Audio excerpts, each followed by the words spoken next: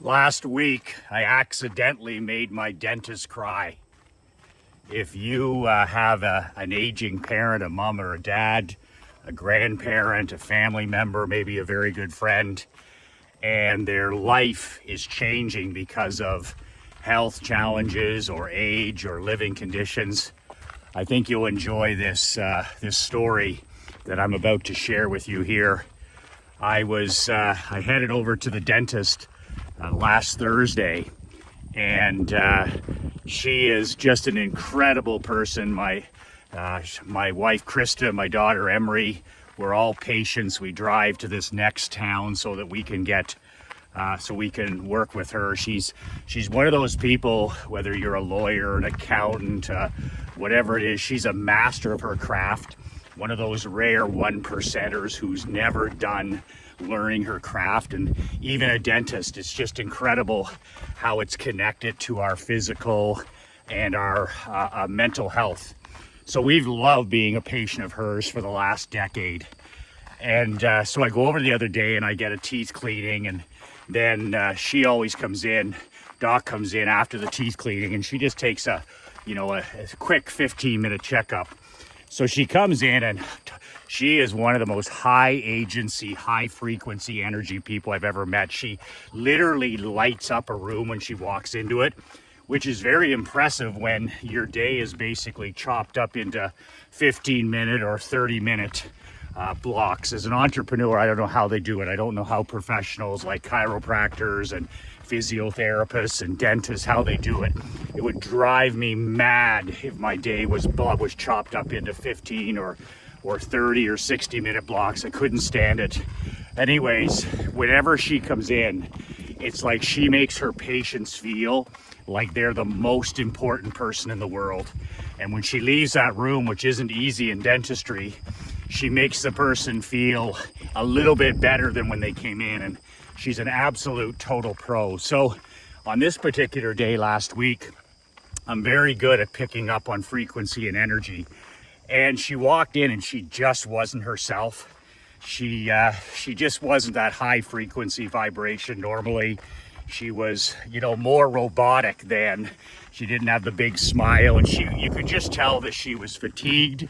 You could tell that she was struggling. There was something heavy. There was a piano on her back, a 2,000-pound piano, like my dad likes to say, maybe a dark cloud or something that had been unsettling in her life, like we all go through. So she looked around, she gave me my checkup, and then I said, so what's the story today, Doc? I never ask people how they are. When you ask a person how they are, it's a dead-end street. My dad taught me that years ago in business. He said, never ask a person, don't bother asking a person how they are. That's normie talk. If you're genuinely interested in somebody, how they're doing, what they're doing, if you're genuinely interested, ask a person, especially if you're meeting them for the first time, so what's your story? And not only will you pattern interrupt them and you'll get a completely different answer, but it's not a dead end answer. So when I'm at a barbecue or a ball game or a social function or a seminar, and I meet somebody new, I do it at pickleball every day. I always ask, I'm like, all right, Ted, what's your story? And then Ted gives me a totally different answer than the cliche robotic. If I ask him how he is, good, you, that kind of stuff. So I always want to know a person's story. I want to know a person's story. I want to meet people and learn from people. So I asked her, I said, even though I've known her for 10 years, I said, so what's the story today, Doc? And I got to tell you, people are an open book. I've talked about this in the past. Like, if you show interest in people by asking questions and genuinely opening up your ears and not listening to reply, most sheeple, they just listen to reply so that they can talk right again. They don't listen, they don't hear. So the discipline is asking great questions about the person, genuine questions, and then listening to understand, listening to hear, and then in a lot of cases asking even more questions. That's how you make connections. That's how you persuade. That's how you influence people. That's how you build relationships. And especially if you're an introvert like me, I'm naturally an introverted person. I'm naturally a shy person. I gain energy by being by myself. I have no problem being alone for long periods of time. But the opposite of that, being an extrovert, you get energy from being around people. And it's not like introverts like myself that we don't like people. That's not the case. The case is it drains energy. And after I'm at a social function or a family function, or, I used to be with my hockey teams or my insurance agency, is I come home and I'm exhausted. And my wife, Krista, is like energized because she's an extrovert. So it just means that you gain energy differently. So with that said, I asked Doc, I said, she's an open book. As soon as I answered that, it just came pouring out of her.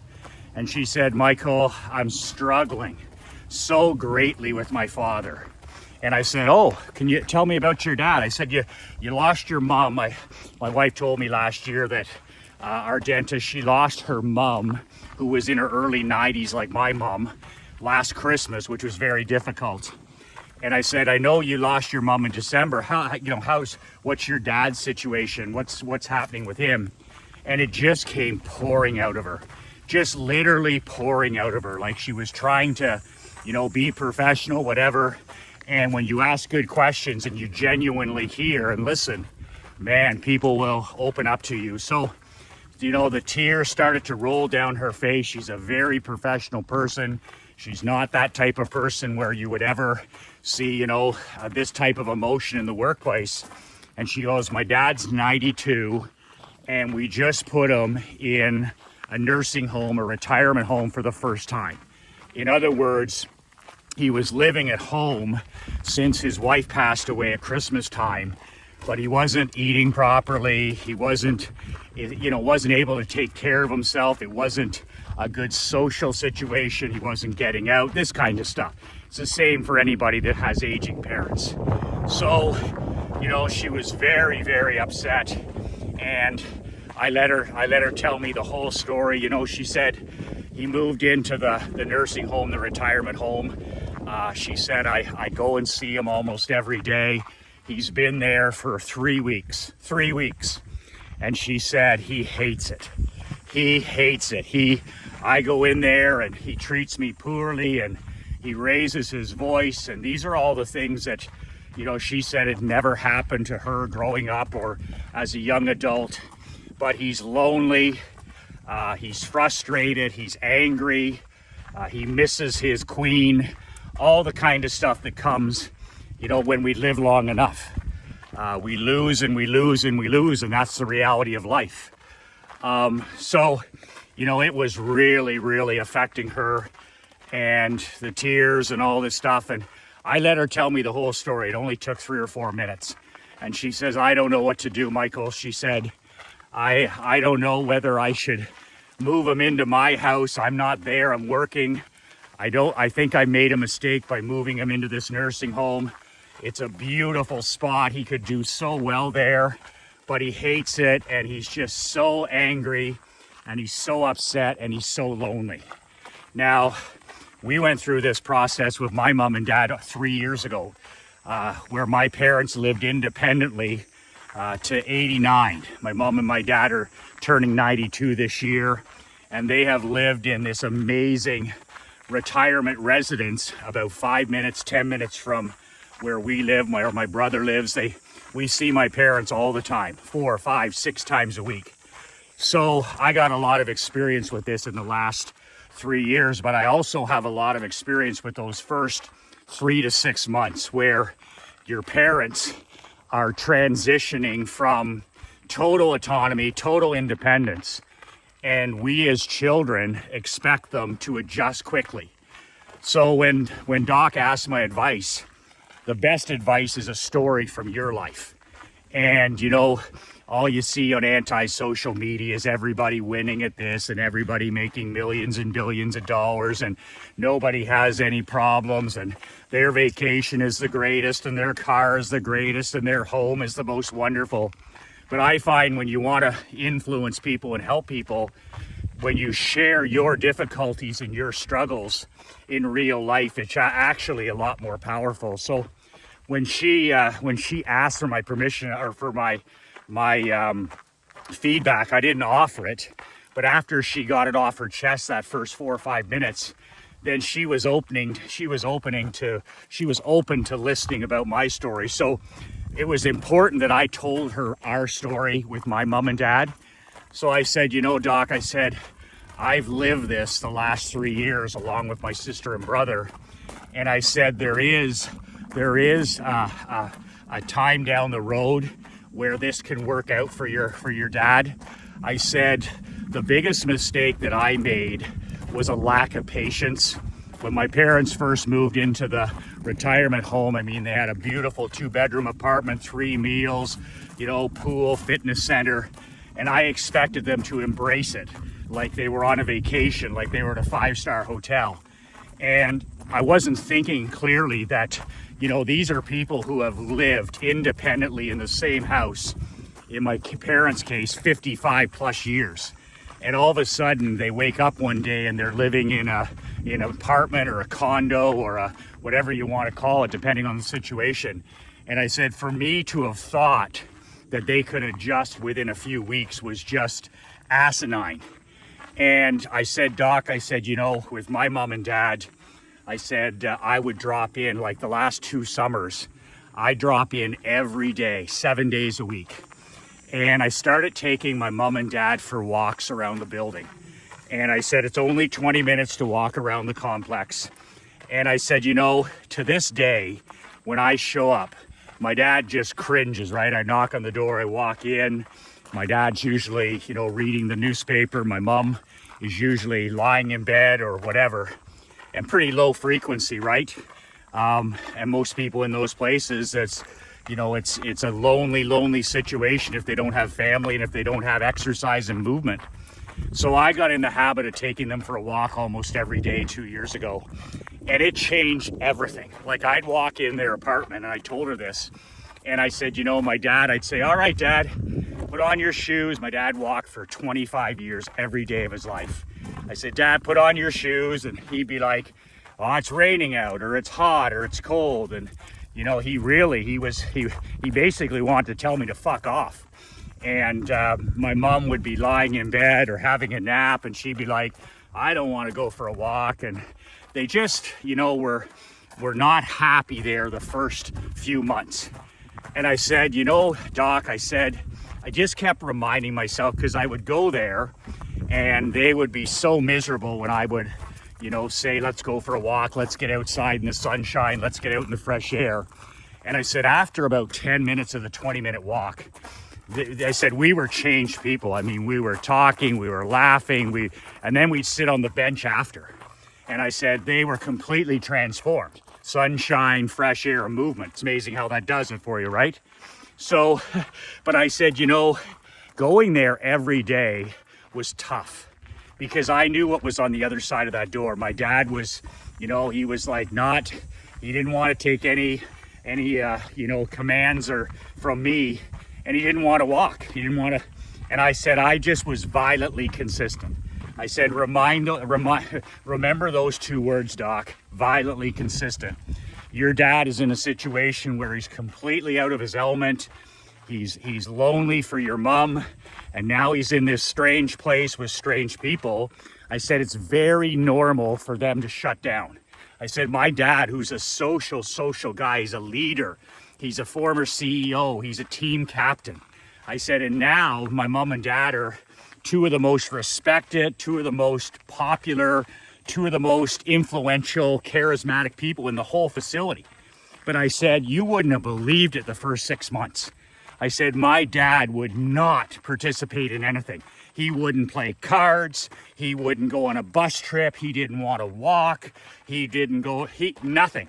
And then, of course, my mom is in a situation where she does whatever my dad's going to do. But my dad was like, those first few weeks, those first few months, he just wanted to stay and keep to himself and shut down. But violently consistent. You know, my brother kept showing up, my sister kept showing up, and I kept showing up with the walking. And, you know, it got worse. I said, Doc, it'll get worse before it gets better. And she said, really? I said, really? I said, with your dad, it's going to get worse before it gets better. He's going to get more frustrated. He's going to get more lonely. He's going to get more, you know, negative. But I said, if you keep showing up, and this is for anything in life, if you keep showing up and you don't take any of it personally, and I know that's hard, you got to have alligator skin. You got to have alligator skin. I said, and you just keep showing up, being violently consistent. You know, other people don't visit their parents, they miss, you don't miss. You just keep showing up. And I said, Doc, it can be for 5-10 minutes. Go out and sit on the bench or read or make, you know, turn off the TV, sitting in there watching CNN or vomit politics or whatever. And I said, you know, and go outside for a walk when you can. And I said, over time, over months, it's going to take a minimum 6 months and probably 12 months. I said, you're gonna go in there someday, 6 months from now and a year from now, and he's gonna be participating in things. And now I said, my mom and dad do everything that's on the social calendar. Every bus trip, every boat trip, every dancing, every musical, they're doing something every day.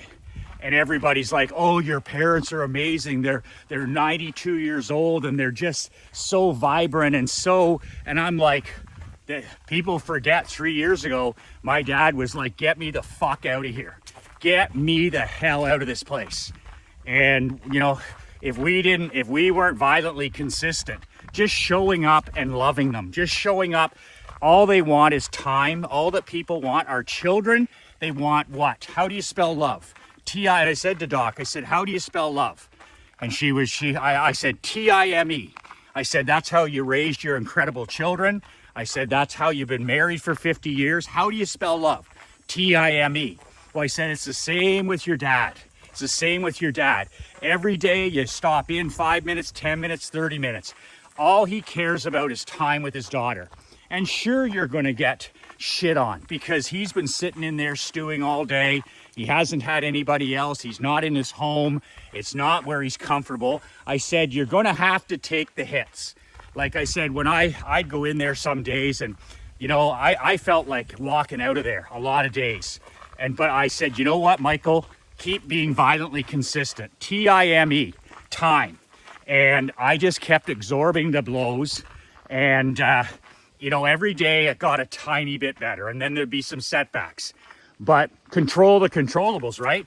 Like I couldn't control the state of mind they were in, but I could control, you know, getting their shoes on and getting them outside in nature and walking.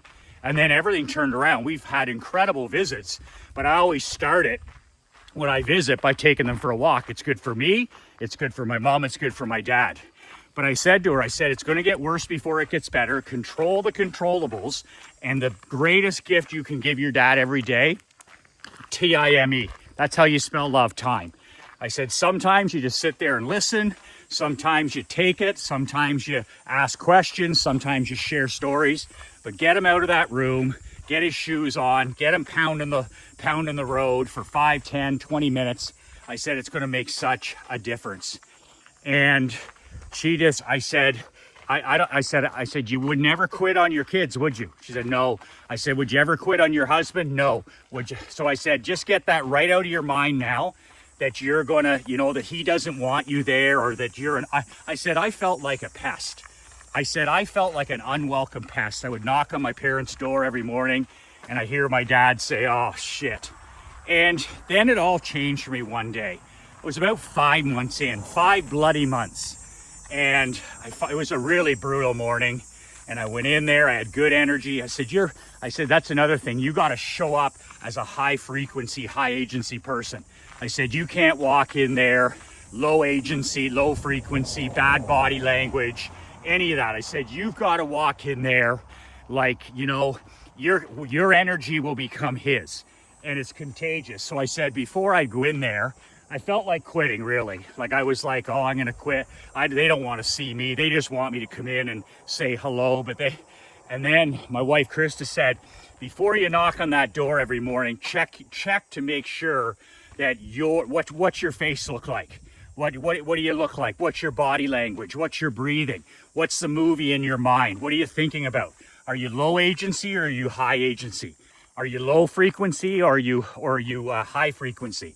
And that made a big difference. And I told Doc about that. I said, you know, when you go and see them in the afternoons after work, I said, you're probably fatigued and tired from a day's work. I said, just check your energy before you head up to see your dad and just make sure you're at your very best.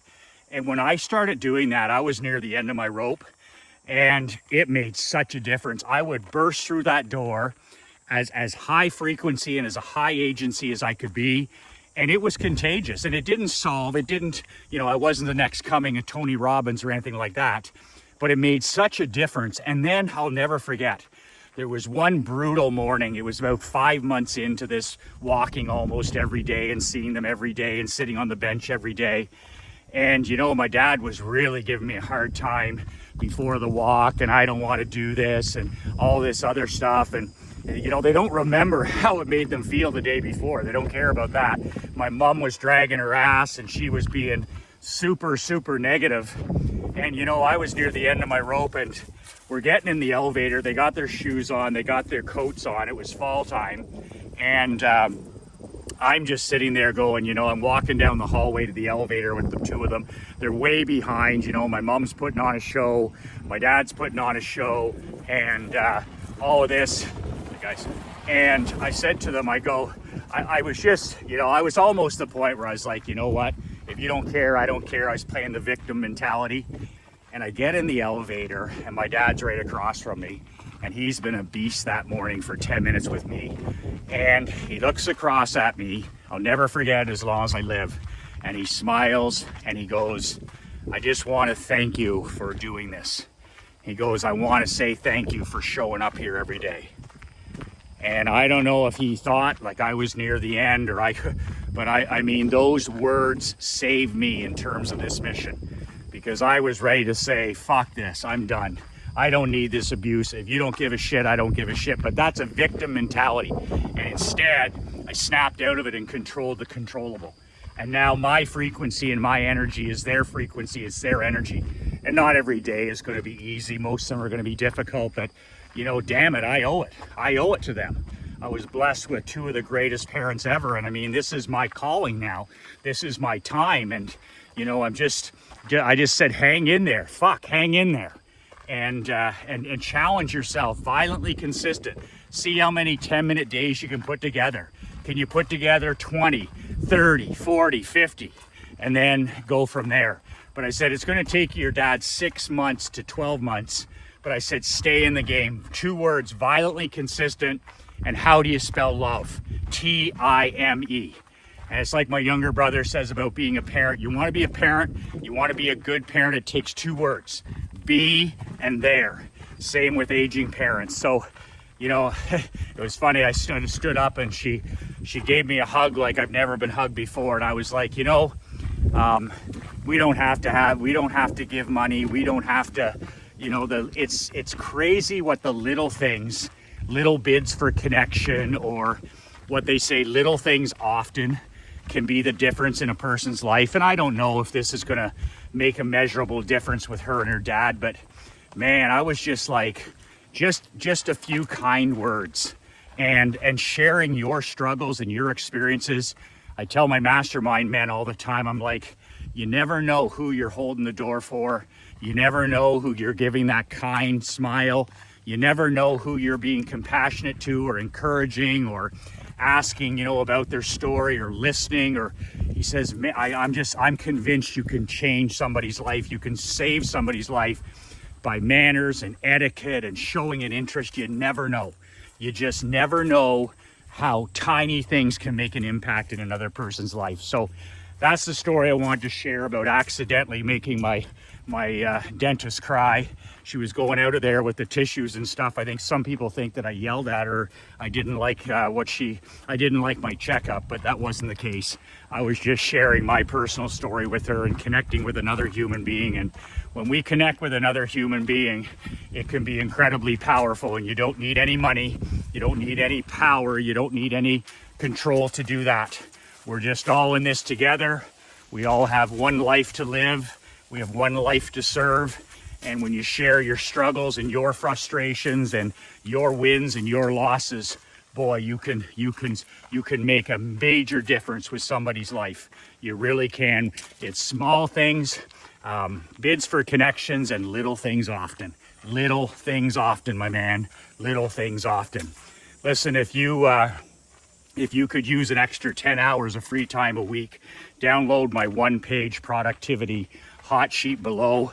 I've been using this one-page hot sheet. I print off 7 of them on Sunday night. I use them every day. And this hot sheet saves me 10 hours a week, 40 hours a month for family, for walking, for getting to the gym, for boating, for playing tennis, playing pickleball, you name it. And that's a lot of time over a year. And the link is below. What would you do with 10 hours more a week? If you're overwhelmed or procrastinating like I have in the past, this one page make shit happen will be a big, big change in your life. You take a couple of things off that checklist and it's going to make a measurable bit. It's going to make hours of difference a week.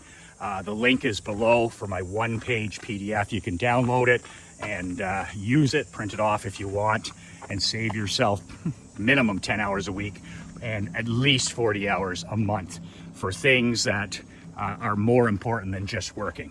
2 words that changed my life, 2 words that'll change yours. Be relentless.